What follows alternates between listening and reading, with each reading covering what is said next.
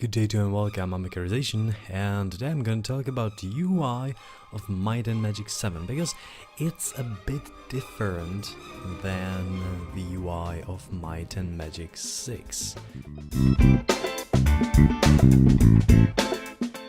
Now, how different is it? Right now you can see the Might and Magic 7, and on the left you can see at least a bit, partially, the UI of Might and Magic 6. Now I'll focus on some of the aspects. So, first of all, let's really focus on the right side, because that's the important one, right? The bottom is more or less the same. There is this, like a notification bar, there is health, mana, and actually what's different is your status, because in Might and Magic 6 the status was done via a gem on the right top of the character.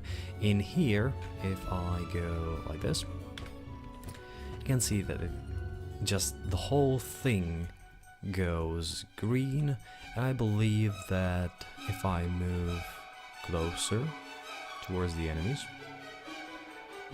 which have to be here, just a minute, it will go yellow and red once we're yellow, and as they are close, we're red. That's it. So let's reload. And let's focus really on the right side, because that is quite different from the previous one. So first of all, here's Torch. So I believe that if I have spells. Fireball, Featherfall, Featherfall, Featherfall. Let's use Featherfall for once. So, if I use this, you can see that the quality of the fire is actually a little better than in the previous one. Also, the whole UI is kind of a more put together, which is great. And let me just... That sound is great, first of all. And second of all, you can see the moving eye up here, which once again I believe is slightly better than the previous one. I'll maybe lower the music a bit again, just around 2 decibels, let's see. And yeah, the wizard eye works, the map is the same, though I believe that the map actually is of higher resolution than it was before. Even on the outside, Let me just check it. Yep, the map is definitely of a higher resolution than it used to be. Then we have Margaret the Docent, who is actually our companion here. And we can have more companions on this side. And this is one thing that I really love compared to Might and Magic 6.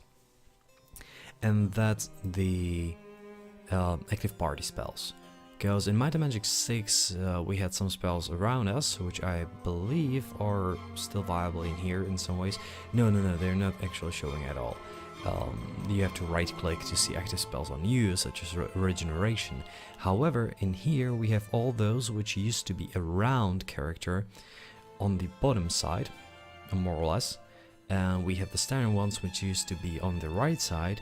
Up here you can also see which ones are missing, which was a problem before, because sometimes I was like, okay, one is missing and I don't know which one.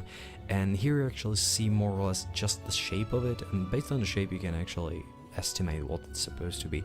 So this is Featherfall, fire resistance, electricity resistance or air resistance, water resistance, earth resistance, I believe psychic resistance, and body resistance. That might be it. This is gonna be heroism, haste, shield, stone skin. This is a new spell which is great in Might and Magic 7, protection against magic. Another new spell which is sacrifice, I believe, and Day of Gods. So the other thing that we have, it's more or less the same, however this they have exchanged it a bit, and I kinda like it more. They put the food and gold over the books, so it actually looks a bit like, you know, more solidified. Also, they were able to create this library-like box, which in Might and Magic 6 there are 4 books, but the books are like really not that well artistically done. They are definitely books, however these ones are better, simply because it really looks like a piece of library. And unlike previously we had 4 books, here we have 5. So we have current quests, you can see them here. Also the font could be like a bolder one, I have to say, but this is fine. Then we have general notes, which include a lot of stuff. Instructors, this is a great thing, so we see all of those instructors in here, different notes, seer notes, obelisk notes. You can actually cover obelisks without remembering them, and in general fountain notes, so you know which fountains do what, potion notes, so you never forget what mixture creates what. And then we have maps, so right now we have this one, plays the whole thing, and calendar. This is very helpful in general.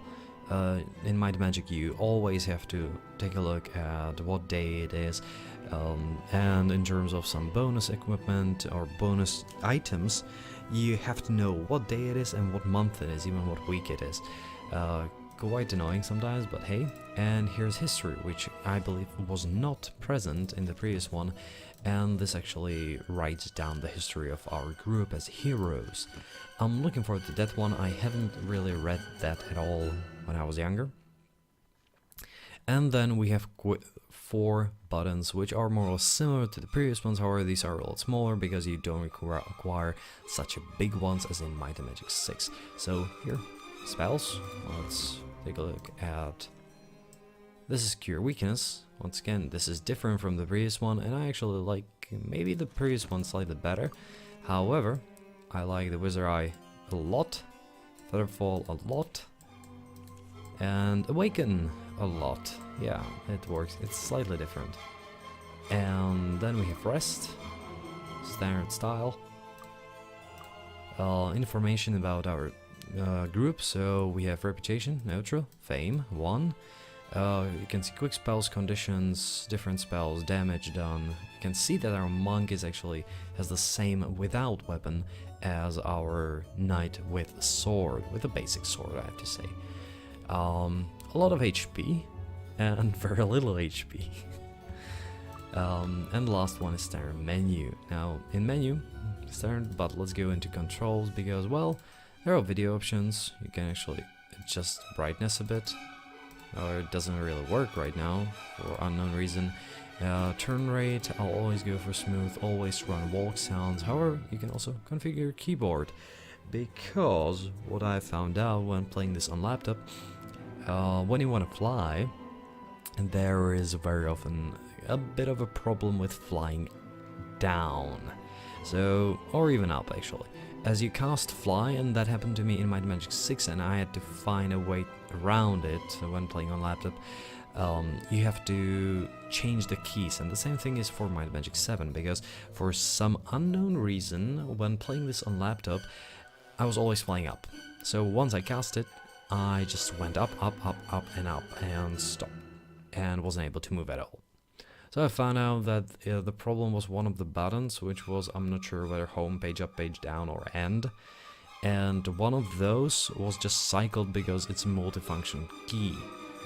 And it did this on my laptop, it didn't do this on my girlfriend's laptop. However, I also saw another one person who had Ace's laptop, and this was happening too. So it really depends on your kind of laptop, and it might be slightly different, but actually being able to change it in the game is great. You don't have to really work around all the little things. I should also mention that I will be running this with a grey face patch, I believe it's named, and that's for one simple reason. I want to play this in windowed mode, mostly because it's more convenient for the recording, and it doesn't do weird things. It also allows it